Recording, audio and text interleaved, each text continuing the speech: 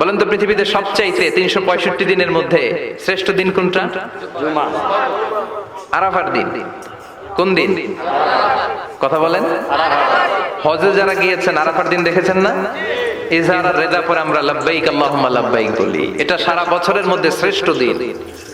আল আরাফা আল হাজ্জু আরাফা, আরাফাটাই হজ। কেউ যদি আরাফার দিনে থাকতে পারে তার হজ হয়ে গেছে, আলহামদুলিল্লাহ কোন। আলহামদুলিল্লাহ। আর হজে সব করেছে, আরাফা করে নাই, হজ হবে না।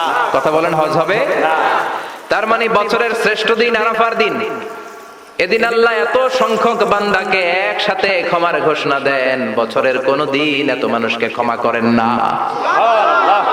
আবার শয়তান ওই দিনে এতটা লাঞ্ছিত বোধ করে, এতটা অপমান বোধ করে, বছরের কোন দিন শয়তান এত অপমানিত হয় না। এজন্য বিশ্বনবী বলেছেন খায়রুদ দুআ দুআ ও আরাফা, সবচাইতে শ্রেষ্ঠ দোয়া আরাফার দিনের দোয়া।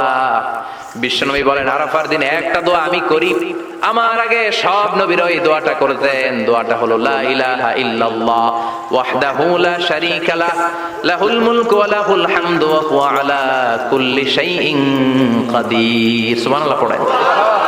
মুখস্থ আছে না দোয়াটা? এটা পড়বেন। বিশ্বনবী আরাফার ময়দানে এই দোয়াটা পড়তেন। তাহলে বোঝা গেল বছরের সব দিন সমান না।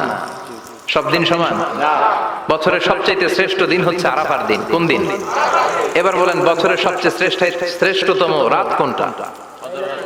কদরের রাত। ইন্না আনজালনাহু ফি লাইলাতিল কদরি ওয়া মা আদরাকা মা লাইলাতুল কদর লাইলাতুল কদরি খায়রুম মিন আলফি শাহর। হাজার মাসের চেয়ে সেরা। ওই রাতে ইবাদত করলে, হাজার মাস যাবত ইবাদত করলে যেই সওয়াব, ওই পরিমাণ সওয়াব আমলনামায় তুলে দিবে কে? শ্রেষ্ঠ রাত কদরের রাত। এবার বলেন বছরের সবচাইতে শ্রেষ্ঠতম মাস কোনটা? রমজান মাস। শাহরু রমাদান আল্লাযী উনজিলা ফীহিল কুরআন। যে মাসে কোরআন নাজিল হয়েছে, এই মাসের চেয়ে শ্রেষ্ঠ কোন মাস থাকতে পারে? চিল্লায় বলেন থাকতে পারে? তার মানে বছরের শ্রেষ্ঠ দিন আরাফার দিন, বছরের শ্রেষ্ঠ রাত কদরের রাত, বছরের শ্রেষ্ঠতম মাস রমজান মাস। এবার বলেন সপ্তাহের মধ্যে শ্রেষ্ঠতম দিন কোনটা? বিশ্বনবী বললেন সাইয়্যিদুল আইয়াম, leader of the all days in the week. সপ্তাহের যতগুলো দিন আছে 7টা দিনের সর্দার হচ্ছে ইয়াউমুল জুমা, জুমার দিন। চিল্লায় পড়েন আল্লাহু আকবার। তার মানে বছরের শ্রেষ্ঠ দিন আরাফার দিন, বছরের শ্রেষ্ঠ রাত কদরের রাত, শ্রেষ্ঠ মাস রমজান মাস। আর 7 দিনের মধ্যে শ্রেষ্ঠতম দিন হচ্ছে জুমার দিন। কোন দিন? জুমা। এই সূরাতুল জুমা নিয়ে আমরা কথা শুনবো ইনশাআল্লাহ। বলেন এটা সাধারণ দিন নয়। ফিহি খালাকাল্লাহু আদম। কালকের এই দিনটায়, এই জুমার দিনে আল্লাহ তাআলা সাইয়েদনা আদম আলাইহিস সালামকে তৈরি করেছে। বিশ্বনবী বলেন লাম্মা খালাকাল্লাহু আদম ওয়া কানা তুলুহু 60 যিরাআন। আল্লাহ তাআলা যখন আদম আলাইহিস সালামকে তৈরি করলেন 60 হাত লম্বা করে তৈরি করলেন। সুবহানাল্লাহ। আর আমরাও যারা জান্নাতে ঢুকবো আমাদের আকৃতি থাকবে 60 হাত লম্বা। মজা করে সুবহানাল্লাহ পড়তে পারলেন না? আল্লাহ সাইয়েদনা আদমকে তৈরি করলেন এই জুমার দিনে। আবার সাইয়েদনা আদম আলাইহিস সালামকে পৃথিবীর বুকে তিনি পাঠিয়ে দিয়েছিলেন এই জুমার দিনে। সুবহানাল্লাহ। কুল নাহবিতু মিনহা জামিআ, ও Adam go down with your wife, তোমার স্ত্রী হাওয়াকে নিয়ে পৃথিবীতে নামো। কয়েকটা কালিমা শিখিয়ে দেব, এই কালিমাগুলো পড়ে আমার কাছে দোয়া করো, আমি কবুল করে নিব। আল্লাহু আকবার।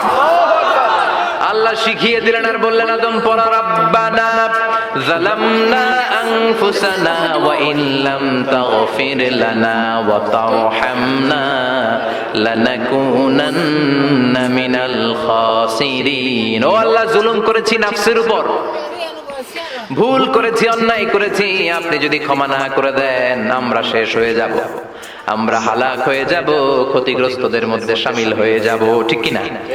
আল্লাহ সাইয়েদনা আদম আলাইহিস সালামের তওবা কবুল করলেন।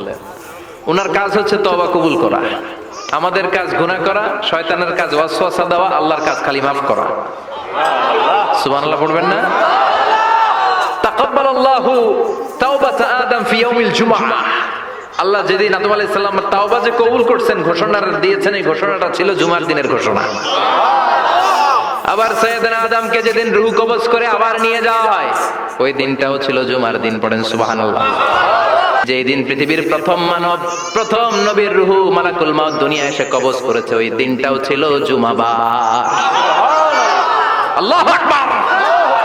আবার বিষ্ণু বললেন লা তাকুমুস সাআ ইল্লা ফি ইয়াউমিল জুমআহ ইযা যুলজিলাতিল আরদু জিলজালাহা ওয়া আখরাজাতিল আরদু আসকালাহা ইযা রুজ্জাতিল আরদু রাজ্জান ওয়া বুসাতিল জিবালু বাসসা। কিয়ামতের দিন পৃথিবীটাকে একটা প্রকম্পন দিয়ে কাঁপিয়ে দিবে কে? মারাত্মক একটা ঝাঁকুনি দিবে আল্লাহ, পুরো পৃথিবীটা কেঁপে ভেঙে চুরে খান খান হয়ে যাবে। এই ঝাঁকুনি আর আর্থকোয়েক, ভূমিকম্প এর ঘটনাটা যেদিন ঘটবে ওই দিনটাও হচ্ছে জুমার দিন। চিৎকার করে পড়েন সুবহানাল্লাহ। তার মানে আদম সৃষ্টি হলো জুমার দিনে, দুনিয়ায় নামিয়ে দেয়া হলো জুমার দিনে, তওবা কবুল করে নেওয়া হলো, রূহ কবজ করা হলো জুমার দিনে, আবার কিয়ামত সংগঠিত হবে জুমার দিনে। পড়েন সুবহানাল্লাহ। আর বিশ্বনবী বললেন আল জুমআতু ইলাল জুমআ কাফফারাতুন লিমা বাইনাহুমা।